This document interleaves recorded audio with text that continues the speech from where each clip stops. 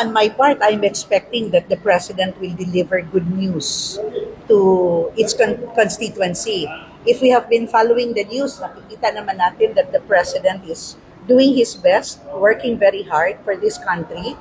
And it is, I think, may good news din talaga si Presidente today. So hopeful po kami na the news he will be telling us today is something that will paano ba sabihin yan? Perk up our day and be hopeful for the rest of the year.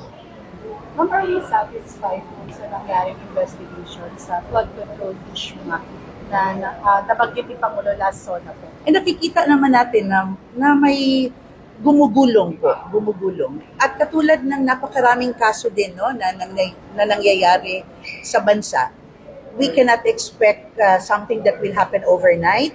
Pero definitely, may ginagawang investigation.